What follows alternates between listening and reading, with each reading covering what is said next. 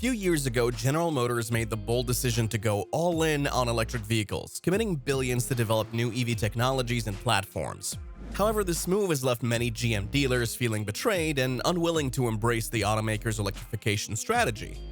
Despite GM's significant investments, customers have been slow to adopt EVs, leading dealers to believe the pivot to electric cars won't pay off anytime soon. The tensions between dealers and GM have been further exacerbated by the Biden administration's aggressive push for electrification. In its quest to transition the nation's automotive industry towards electric vehicles, the administration has imposed stringent mandates that have dealers and automakers at odds. Dealers are essentially at war with the White House over its electrification plans, refusing to get on board with Biden's ambitious goals. In 2021, President Biden signed an executive order setting a target for half of all new car sales in the United States to be electric vehicles by 2030. This mandate calls for a drastic acceleration in EV adoption over the next few years, aiming for EVs to account for 40 to 50% of new car sales by 2025. Thus, the government wants it to jump to 50% from the 5% in current sales in a short time, which is absolutely ridiculous. Many industry experts have criticized Biden's targets as overly ambitious and unrealistic, given the current state of EV adoption and infrastructure. Now, car dealers are adding their voices to the opposition, with a recent survey revealing that 83% of dealers believe the administration is pushing too hard and too fast on EVs. Dealers warn that the regulatory pace is getting far ahead of customer demand, a sentiment they've gained from their daily interactions with car buyers. This growing rift has led some dealers, particularly GM dealers, to stop selling EVs altogether, even if they have to lose millions. Here are some reasons GM dealers won't sell EVs. The mandate to have electric vehicles make up 50% of new car sales by 2030 is seen by dealers as an unreasonable and unrealistic goal that is completely detached from market realities. Currently, EVs represent only about 5% of the market, so increasing that share tenfold in just 7 years poses a monumental challenge. Dealers argue that widespread consumer adoption of new technologies takes time, and forcing such a rapid transition risks massive disruption in the automotive market. Many point to the chaotic phase-out of internal combustion engines in California as a cautionary tale of poor policy planning and execution. One of the main reasons why GM dealers are reluctant to sell EVs is the substantial financial investment required simply to become eligible to offer these new vehicles. We're not talking about a few $1,000s, but rather hundreds of thousands. For example, Buick dealers were mandated to invest a staggering $400,000 into a new program that included charging infrastructure, staff training, educational resources, and more. This requirement came at a time when the EV market was still in its infancy and facing numerous uncertainties. Now, with GM doubling down on its EV push, the automaker is demanding even more significant investments from its dealer network. However, this time, the dealers are pushing back. No one wants to sell EVs these days, especially Buick dealers, as Buick is one of GM's least popular brands. Such massive investments make little sense, especially considering that Buick doesn't currently have any EVs in its lineup. Despite this, GM remains persistent in its EV strategy, offering dealers a choice: either invest or opt for a buyout program. Remarkably, nearly 1,000 Buick dealers chose the buyout option. At the start of 2023, there were nearly 2,000 Buick dealers nationwide, but that number has now dropped to around 1,000 or even lower. As for GM's other brands, the company has yet to impose such an ultimatum, likely having learned from the experience with Buick.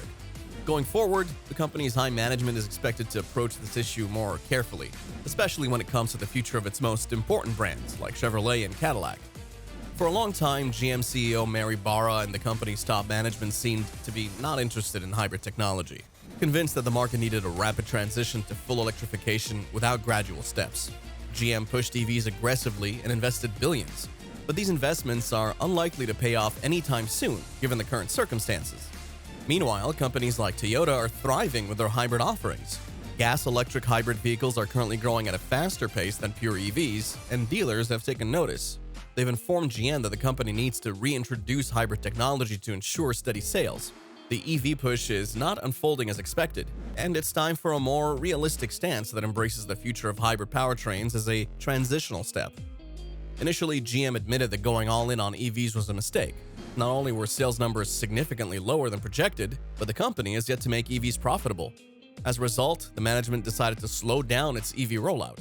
The production of crucial models like the all-electric Chevy Silverado and GMC Sierra has been pushed back to late 2025. while the production of a new electric drive unit won't start until the end of this year. In the meantime, GM is strategizing how to catch up with the competition in hybrid technology. The company had a few gas-electric models in the past, but that seems like a distant memory today.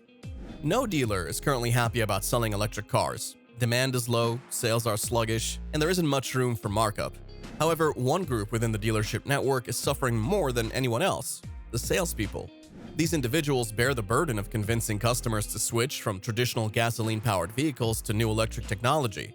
In other words, salespeople must introduce potential buyers to an entirely new driving experience and persuade them that EVs are superior to gas-powered cars, despite the significantly higher upfront costs. For customers accustomed to conventional vehicles, this is no easy task. According to the latest studies, salespeople must put forth significantly more effort to sell an electric car compared to a gasoline-powered one. Buzz Smith, a former GM salesman who now works as an EV dealer trainer, explains that electric car sales typically require 4 visits from a customer before a purchase is made. In contrast, selling a traditional gas-powered vehicle often takes just a single visit, a short test drive, and some paperwork, all wrapped up within an hour.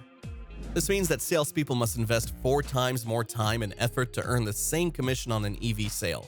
It's like accepting a 75% pay cut, which understandably leaves many salespeople disgruntled and unwilling to prioritize EVs. For dealers, a significant portion of the revenue comes not just from selling cars, but also from service and repair work. Routine maintenance like fluid changes, filter replacements, and new brake pads have been easy moneymakers when it comes to internal combustion engine vehicles. However, with electric vehicles, the story is quite different.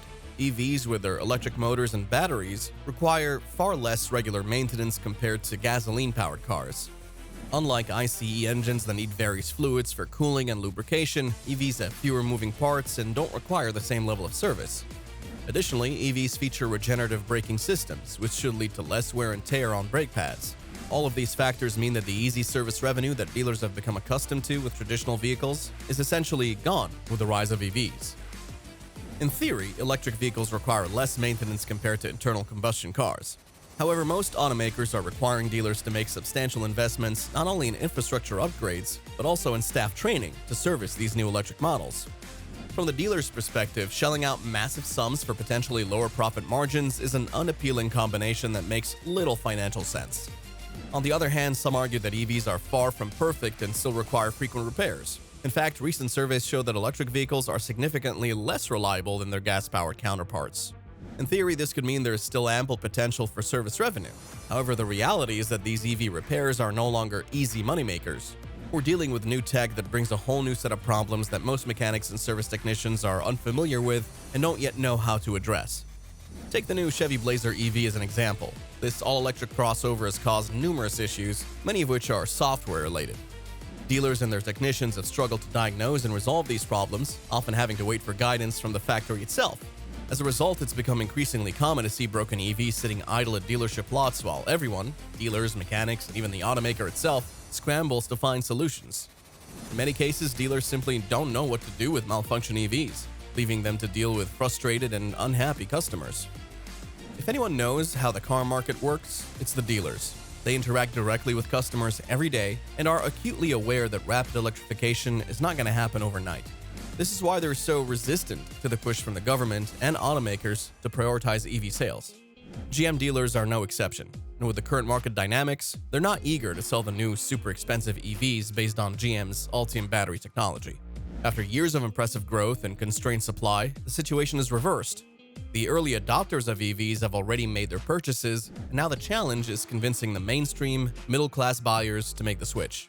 So far, this transition has been an uphill battle. EV sales growth is at its lowest point in years, while supply levels are better than ever, thanks to the resolution of pandemic-related supply chain issues. This imbalance between supply and demand has led to an oversupply of EVs. And once again, it's the dealers who are bearing the brunt. Electric vehicles are piling up on dealer lots, with the average market day supply well over 100 days. GM models built on the Ultium battery platform are no exception, still far from achieving adequate sales numbers. However, the Biden administration's recent decision to slightly slow down the electrification push has given dealers a much-needed reprieve. They're now in a stronger position than ever before to resist the EV onslaught and focus on selling vehicles that consumers actually want. If you enjoyed this video, make sure you hit that like button and subscribe to this channel for more amazing videos.